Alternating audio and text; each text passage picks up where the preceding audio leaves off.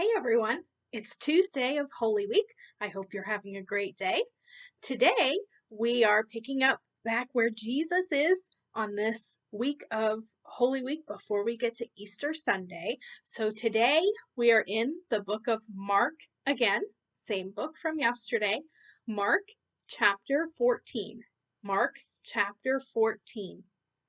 Now, when we catch up with Jesus today, he's actually not in Jerusalem anymore. He's gone to a smaller village called Bethany.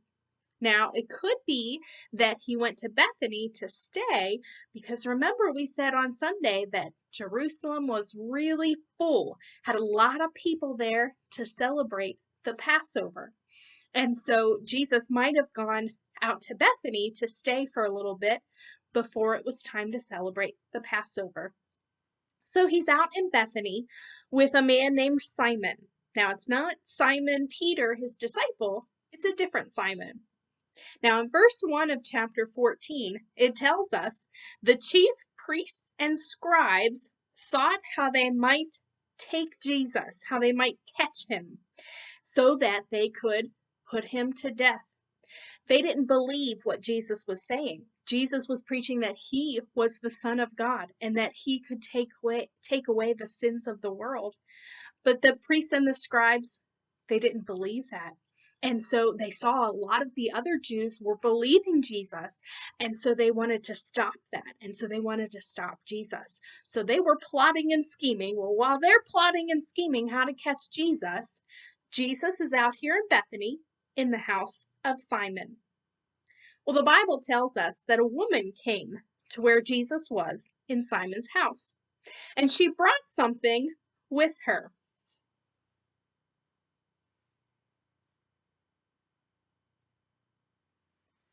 The Bible tells us that she brought with her an alabaster box. Now, alabaster is a type of stone. It was kind of a softer stone. It was soft, so it was easy to carve and shape into different things. And so this alabaster stone was shaped into a container to hold a precious ointment or oil.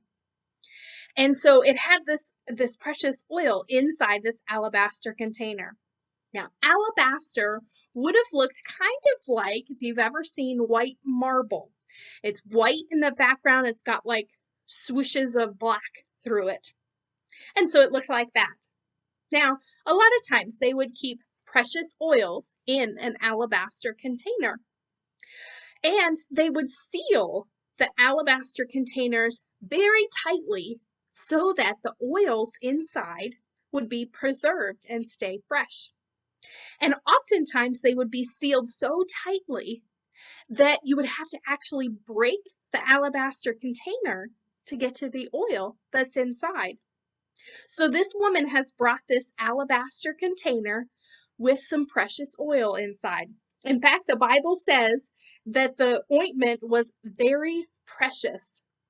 So that makes us think that it was probably also worth a lot of money. So she takes this alabaster container, and the Bible tells us that she breaks the container so that she can get the oil out of it. So she breaks the container and she takes that very precious oil and she pours it over the head of Jesus. Now, this would have been something that people might do to somebody that came to their house if they were an important guest. They might do that to show them that they were important, but it's also something that they would do for kings or royalty to show that they were very special. And here this woman is doing this for Jesus because she recognized that Jesus was very special and important. Jesus is the Son of God. So she pours this oil, this precious oil, over Jesus's head. She had probably been saving that oil for something very special. And she has used it for Jesus. She has sacrificed that precious oil for Jesus as an act of worship.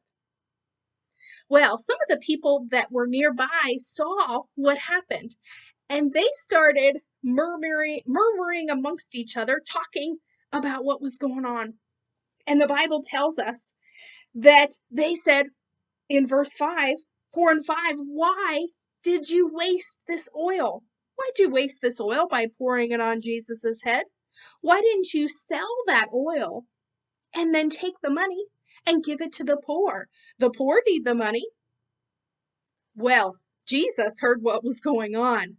And so Jesus tells them in verse 6, he says, leave her alone. Why do you trouble her like this? She has done a good thing. This is a good thing that she has done. Verse 7, Jesus goes on to say, you're going to have the poor with you always. They're going to be here and you can help them. You should help the poor. But me, you're only going to have with you for so long. Jesus was trying to show them that they needed to value the time they had left with him. He wasn't telling them, don't help the poor. That's not important. No, he's saying you should help the poor. But right now, you only have me with you for only a little bit. So you need to value that time. That time is precious and special. What this woman has done is a good thing. And he goes on in verse 9 and he says, wherever the gospel is preached to the far reaches of the world, it will also go the message of what this woman has done.